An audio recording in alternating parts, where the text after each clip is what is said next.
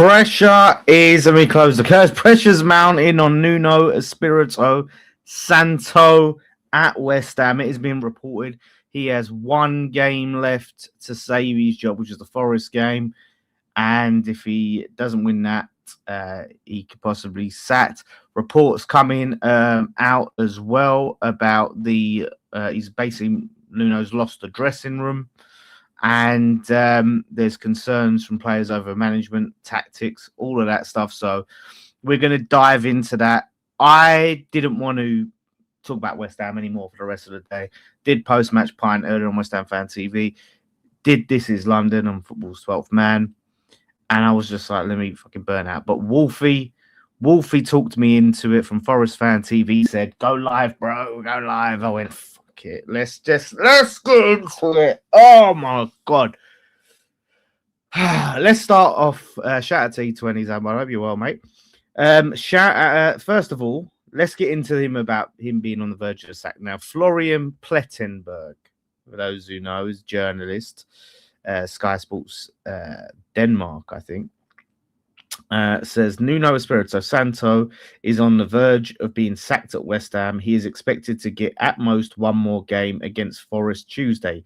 It would be the decisive match. I don't know. Like, it's not the worst source, but it's not the best source. But it's believable. It's so believable that you could probably make it up. But to sack Nuno, right? And look, I'm not saying he doesn't deserve to be sacked, but to sack him after 14 games he's German. All right, his DE is Deutsch. Sorry. German journalist. I was like, DE, Denmark. My bad. Yeah, like to sack him after 14 games is a massive indictment on the ownership. Massive. Like, you've employed a guy, and 14 games later, you have to sack him, or 15, I guess it will be, after sacking another manager. Like, after what? Like, Potter come in January, and he was out in August. He had like 8 months. If that, you take out pre-seasons, 6 months. It's a disgrace. You had Lopetegui. He had like 4 months or something. I don't think he lasted. He probably had the same amount of time as Nuno, actually. And sacked like 3 managers in a row that you had to sack after hardly any time. Well, if this is true and they do sack Nuno, it's a disgrace. It's a disgrace. It's embarrassing. It just shows you just how bad this club is run. And I know, like, rivals want to go Moyes, right? I think if you harp on about should have kept Moyes, then I think you believe that it's just a managerial problem and not an ownership problem. We can keep changing managers until the cows come home. Nothing's going to change unless it changes at the top. Nothing's going to change. That's the problem. It's the same old story with these owners. Like, we looked at on Top Man, I had a look about the players that we brought in, the money we spent, the players we spent the Rice money on. We spent like over 30 million on James Ward-Prowse. Oh my God. It's Sullivan all over. And he just gets there and it's, panic. Let's get a new manager in. Can you address rivals saying the Moyes? The thing is, I address this Moyes thing so often. Like, hindsight is a wonderful thing. You think, yeah, we might as well. I'll get to Kilman. We might as well have just kept Moyes. Of course, in hindsight, right? In hindsight, you might as well have just kept Moyes. But this started under Moyes. I'm not saying it's Moyes' fault, per se, right? But we saw this same shit. Like, his last season, we was getting battered. We conceded a record amount of goals. So this has been coming. It's been on a downward trajectory. I said we sold Rice, who was such a pivotal player. We lost Mark Noble, who was a key voice in the dressing room, and we declined because we lost that leadership, that started to just slowly etch away, and then Potter came and ripped it all up. It's madness. Shout out E20, go check him out after this. Appreciate it, mate. It's just that's the thing. Like the Moyes thing, I think is so disingenuous when people do it because they just forget the results and the way we played. So, like I said, it's been coming because we never kicked on after that conference league. We never went and spent the money well. And we've just had to change, and we made a terrible change with Lopetegui and gave him, as you pointed out, gave him Kilman for 40 million quid. This is football malpractice. And now they're talking about sacking him. And then what's going to change? What's going to change? Well, we're going to go and get Bilic in. I love Bilic. But I'm sorry. No, I don't see anyone keeping us up. Like, let's talk about the players. Like, so Steinberg in The Guardian has basically wrote, Nuno Espirito Santo is losing support of West Ham squad as morale deteriorates. It's I'll get some questions in a minute, but let's look at this. Player concerns over man management and tactics. Hammers host Forest, right? So Nuno Espirito Santo is in danger of losing the support of West Ham squad because of concerns over his man management and tactics. The East London club are at increasing risk of relegation from the Premier League after their 3-0 defeat by Wolves. Blah blah blah. But they said multiple sources of the situation describe Nuno as distant and uncommunicative on a day-to-day basis, while it's understood there are frustration over confusing training methods and team selection. My God.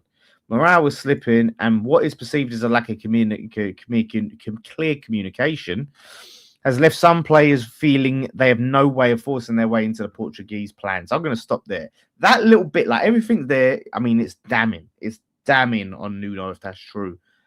That is horrendous. However, the thing about this bit, some members of the squad feel alienated, and it's understood some key, basically, they feel have no way of forcing their way into the Portuguese manager's plans.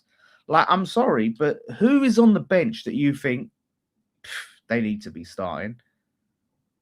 Like, to be fair, to be fair to Nuno, what he's got to work with is the best he's got. Like, the lineup he put out against Wolves is the best lineup he could have put out. There's no one that's rotting on the bench that's not getting played that you think they should be playing. Like, say Souček. Love Souček. I think he's a bench player now. Ward-Prowse ain't even on the bench. Don't care. You know, Jace thinks he's the answer, right? No. You know, we've got players. I'm struggling. Irvine should not be anywhere near this starting 11. Who is it? It's Ward-Prowse and Fulkrug. Fulkrug's gone. There was confusion when Nuno played fullbacks on the wrong side and started without a recognised forward in defeats by Leeds and Brentford. We was all confused. Why is this coming up now? It was madness. Eyebrows been raised at how West Ham have faded after making defensive substitutions in subsequent games. Alarm at the team's performance metrics. Like, all of this is all well and good, and it's right, yeah? It's right that the tactics and all that, you'll have doubt. But fucking hell, have a bit of professional pride. Man. You're going and playing against Wolves. He's put out the best possible team. Fucking run your ass off. Press, fight. You're not robots, mate. Like, fucking fight for your pride. If you're not doing it for the fans, for yourself. Come on. Like, I'm not hearing it from these players, mate. Multiple sources have said that Nuno was sacked by Forest in September. Has barely who was sacked by Forest in September? Has barely spoken to some players since joining the club. Another bone of contention is the experienced midfielder James Ward-Prowse sidelined by Nuno. The 31-year-old has not been involved in any match day squad since the former Wolves manager's appointment. The midfielder had a loan spell cut short when he was with Nuno. Oh, yeah, something's going on there now. Listen, I don't think James Ward-Prowse is the answer, but the fact that he's not even on the bench over Irvine, like, is there's something there? There's something to it that he's not even on the bench. Like, so as much as I don't think I wouldn't be playing him, there's something off there.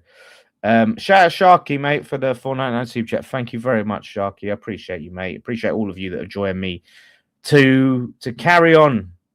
At least we're not talking too much about the Wolves game. Yeah, it's bad. It's bad. So apparently West Ham's board are reluctant to make their second sacking of a disastrous season. They've tried to back Nuno in the transfer market and have agreed to his decisions on signings. They've boosted their attack by signing Pablo from Gil Vicente and are set to buy Tati Castellanos from Lazio for 26.1 thousand. So 18 million. That is about 44 million quid, right? They're about to give Nuno 44 million pounds. All right, 45, well, actually 45 mil for two strikers, and then they sack him. Like, that is just West Ham all over. Like, if you're going to go and give the geezer a load of money to sign his players, only to get to a point where you're like, oh, shit, like, we lost to Wolves now, so we got to sack him if he don't beat Forest. Like, there's just so much, just a lack of forward thinking at this club all the time. Always just a lack of forward thinking. We're always in this situation where a manager's got one game to save their job. Like, and then he wins, and then what? All faith is restored. Or we draw, and then you go, oh, well, he better win the next one now.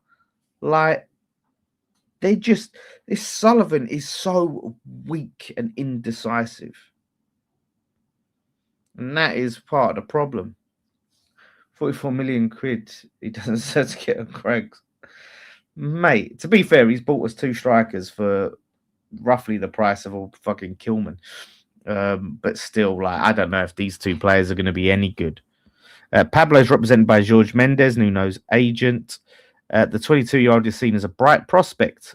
However, he had a hamstring injury in December and was an unused sub against Wolves, even though West Ham are in desperate need of attacking. That is the rumour. Apparently, Pablo, the reason why he played, we bought a player with a hamstring injury, everyone.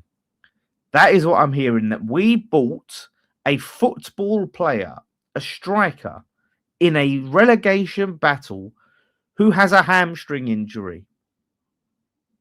Does it get more West Ham than that? Does it get more West Ham than that? I don't think so. I don't think that just sums it up. Let's sign the striker. Oh, he's got a hamstring injury. Bring him over anyway. That's all right. It's not like we need him urgently or anything. It's not like we're in a relegation battle when we have to finish squad in the league. Yeah, hamstring injury. Brilliant. Like, it's... Oh, God. Shout out to Daddy. Yeah, if you do hit the old likes and subscribes. It's dire. Martin O'Neill, why not? Why not? Why not? It's honestly, it's any name. I don't care right now about the manager, like who it is, to be honest. I can't sit here and go, oh, this name. Like, it's bad.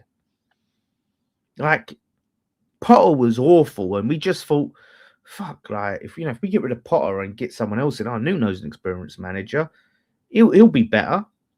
He's got a worse record than Potter. Would I take Chelsea's? Yeah, I would take Enzo Maresca, but there's no chance of him coming. There's no chance of him coming. The fact that West Ham's recruitment is being led by Nuno's request is seen as a sign the club are not about to make an imminent change. Slaven Bilic, a former West Ham manager, has been linked with a possible return should Nuno depart before the end of the season. West Ham were approached for comment, and I guess they didn't comment. Or if they did comment, we back Nuno and believe him and all of that crap. Like, you see the mess that we're in. It is a mess of epic proportions. Like, the club just ain't got a clue. Like, you can see, like, if with Nuno, if you got doubts about him and you go and give him 50 million euro, I just don't know what we're doing, man. This is why we're in a mess, and this is why we could potentially go down when we get relegated. Because as long as these are in charge, mate, it's just the blind leading the blind. Because they can't sign managers and they can't recruit proper players. Look at the look. I mean, just look at the recruitment over the years. Look at the state of the squad. Look at it. This is bad. We've just got a bunch of youngsters filling the bench. Youngsters. That's what it is. It's all youth on the bench. We've got 3 youngsters on the pitch, and we've got multiple on the bench. Well, 4 if you count the other ones. If you count like Magassa for that, it's a load of academy players, and that's what we've built. That's what we've spent the Rice money on. What was I at? 105 million for Rice, 50 million for Kudus, 155 million quid down the drain. I mean, let's look at it. I looked at this on. Oh, here we go. Brilliant. I've got it up.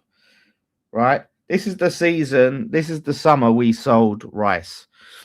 We signed Kudus for 43 million euros. Edson Alvarez for 38 million euros. Ward-Prowse for 35 million euros, basically. And Mavropanos for 20 million euros, right? That's not including a little poxy fee from like Irving, right? So we spent 145 million euros. That's how much we spent. 145 million euros on Kudus, Alvarez, Ward-Prowse, Mavropanos. That's what we did with the Rice money, everyone. That's where it went. Brilliant. Brilliant. That's why we're in the position we're in. Where was the replacement for Rice? We didn't even try. I mean, that is just awful. 35 million euros for James Ward-Prowse, mate. And then look at the other season, right? The season after. Where is it? That's the season before. 24, 25, right? 24, 25. What did we spend money on? 48 million euros on Maximilian Kilman. 30 million euros on Crescencio Somerville. 27 million euros on Nicholas Fulkrug. 23 million euros on Luis Guilherme. 17.6 million euros on Aaron Wan-Bissaka, best money we spent. So nearly 50 million euros on Kilman, 30 million euros on Somerville, 27 million euros on Fulkrug. And what are these players are actually making an impact? Somerville's got pace, don't score goals. Kilman lets in goals. Fulkrug didn't score goals, got injured all the time. Guilherme never played. That is horrendous. 144 million on what? I need to do a video on this, mate. I need to do a proper deep dive and look at these players. Like, that's why we're in a mess. It's not even manager's fucking situation. Our recruitment is horrific. It don't matter if it's Moyes buying players, if it's Steidton buying players, if it's Sullivan buying players, if it's fucking Potter, if it's Carl McCauley, if it's Nuno, Lopetegui, whoever you want to say, it's the same shit. every season, before sides and post sides and post Moyes, like, because it's the same idiot at the top who's not put any proper structure in, who still likes his little agent mates recruiting players. It's the same old shit. So, honestly, any information on the next load of protests at the moment is the red cards. You can get the red cards at the grounds. You find the players. You get, I think they're doing I'll try and get it up and get a little red card thing on your phone. They're doing that, but they are going to be planning like marches and things like that. Like, we got to, like, that's all we got. Because if we just give up, they win. They want us to whimper down into the championship and just let them off. We cannot let them off. We cannot let them off. We got to go for their necks. We got to go for their necks. This is so bad, man. As bad as it gets. I despair. So yeah, if we lose to Forest and they sack Nuno, whoop-de-doo, it's too late. You're gonna get, like, does anyone think we can get, there's a manager that is gonna come in and just make these players click? Just come in and be like, right, lads, like, fix everything. Don't worry, put my arm around you, you're brilliant, and get us to win. I just don't see it, mate. You never know. Stranger things have happened. But the mess is not going to be fixed. It's not a manager issue. The managers have issues, yes. Potter was a clown. Nuno is showing himself to be a fraud. Lopetegui was useless, and I think Moyes got everything he could possibly get out of this squad, to be honest with you. That's what it was. So it's not a manager issue. It is a Sullivan issue, and it always will. And it's boring to say. I wish I could go, well, do you know what? Actually, if we put Bowen in, a false nine, and, we got this player, and, we put Potts at centre back, and we would actually get some points. Like, it's all bollocks, mate. I can't do that. How will be good? We just have to hope, right? The only shining fucking hopes, right, in my brain is, like, we stumbled into success in spite of Sullivan. Like, we just accidentally became good for a little bit. So my only hope is we just so happen to stumble along some players that click and a manager that fits those players, and we just so happen to be good. It's all hope and theorizing. Like, there's no evidence for anything. I can't say, like, oh, this is going to happen because X, Y, Z. All I have left is hope, and that is rapidly draining.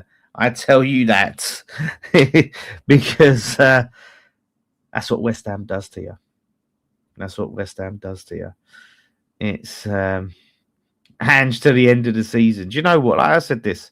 If we're going to go down in the blaze of glory, mate. Just go down playing Ange, ball, fucking losing, 4-5, and why not?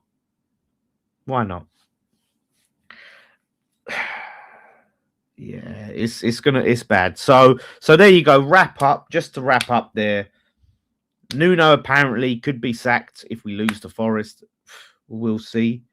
Before two of his new signings have even kicked a ball.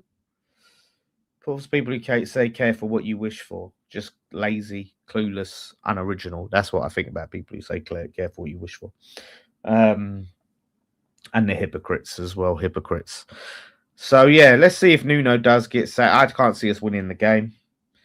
And if the thing is, if things are as bad in the dressing room as they say, like, if everything that Steinberg said about, like, lack of communication, loss of dressing room, players not, believing in his tactics, players feeling frozen out.